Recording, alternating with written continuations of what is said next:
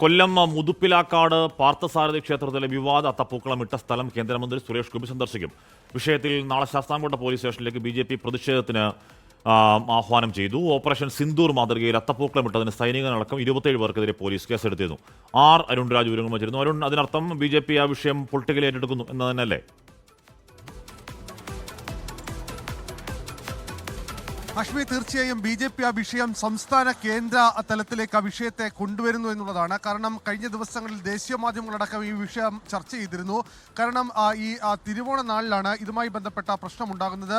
ഈ ക്ഷേത്രത്തിന് മുമ്പിൽ രണ്ട് ഭാഗത്തായി, ഒന്ന് ക്ഷേത്രസഭയുടെയും രണ്ട് അതുപോലെ തന്നെ ഈ അവിടുത്തെ നാട്ടുകാരായ ചെറുപ്പക്കാരുമാണ് അത്തപ്പൂക്കളം വർഷങ്ങളായി ഇടുന്നത്.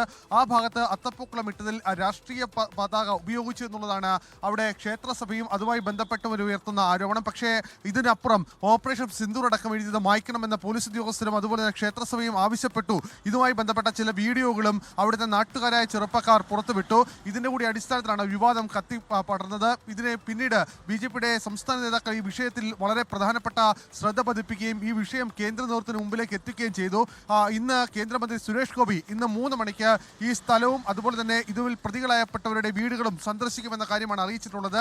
നാളെ ശാസ്താംകോട്ട പോലീസ് സ്റ്റേഷനിലേക്ക് BJPയുടെ സംസ്ഥാന നേതൃത്വം ഇടപെട്ടുകൊണ്ടുള്ള ഒരു പ്രതിഷേധ മാർച്ചിനും ആഹ്വാനം ചെയ്തിട്ടുണ്ട്.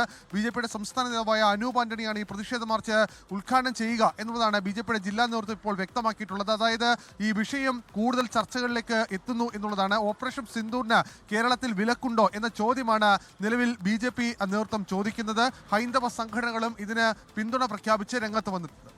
അതിൽ പോലീസ് ഇപ്പോൾ പറഞ്ഞത് എന്താണ്? എന്തിനാണ് ഓപ്പറേഷൻ സിന്ദൂർ എന്ന് എഴുതിയതിന് കേസെടുത്തതെന്നാണ് പറയുന്നത്? അരുൺ രാജ്, ഇക്കാര്യത്തിൽ ക്ഷേത്രസഭാ സെക്രട്ടറിയുടെ പരാതിയുടെ അടിസ്ഥാനത്തിലാണ് കേസെടുത്തതെന്ന വാദമാണ് പോലീസ് മുന്നോട്ട് വെക്കുന്നത്. ഇതിനപ്പുറം മറ്റു പ്രശ്നങ്ങളില്ല എന്നുള്ളതാണ് പോലീസ് പറയുന്നത്. പക്ഷേ ഇക്കാര്യത്തിൽ പോലീസിന് ചിലയിടത്ത് ഒരു പാളിച്ച പറ്റി എന്നുള്ളത് വാസ്തവമാണ് ഹാഷ്മി. കാരണം ഈ ക്ഷേത്രത്തിന്റെ മുമ്പിൽ രണ്ട് സ്ഥലത്തായി ഇത് വേർതിരിച്ച് നൽകിയത് പോലീസ് ഉദ്യോഗസ്ഥർ തന്നെയാണ് അത്തപ്പൂക്കളം ഇടാൻ. ആ ഘട്ടത്തിൽ പോലീസിന്റെ സാന്നിധ്യത്തിലാണ് ഇവിടെ അത്തപ്പൂക്കളം ഇരുവിഭാഗവും ഇട്ടത്. ഇതിനുശേഷമാണ് ഈ പ്രശ്നങ്ങളുടെ തുടക്കമുണ്ടാകുന്നത്.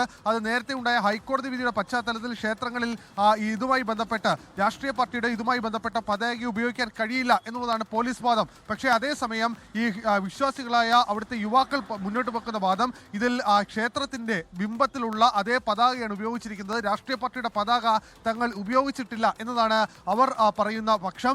ഇക്കാര്യത്തിൽ ക്ഷേത്രസഭാ സെക്രട്ടറിയുടെ പരാതിയുടെ അടിസ്ഥാനത്തിലാണ് സൈനികനായ ഒരു വ്യക്തിയുടെയും അതുപോലെ തന്നെ കണ്ടാൽ അറിയാവുന്ന 26 പേർ, അങ്ങനെ മൊത്തം 27 പേരുടെ പേരിലാണ് ശാസ്താംകോട്ട പോലീസ് ജാമ്യമില്ലാ പ്രകാരം കേസെടുത്തിട്ടുള്ളത്. ഓക്കെ, ഓപ്പറേഷൻ സിന്ദൂർ എന്ന് എഴുതിയതാണോ പ്രശ്നം, അതോ ഏതെങ്കിലും തരത്തിലുള്ള പതാക അത്തപ്പൂക്കളത്തിൽ വന്നതാണോ പ്രശ്നം എന്നൊക്കെ പോലീസ് അന്വേഷിക്കട്ടെ. എന്തായാലും അത് രാഷ്ട്രീയമായിട്ടെടുക്കുന്നു BJP.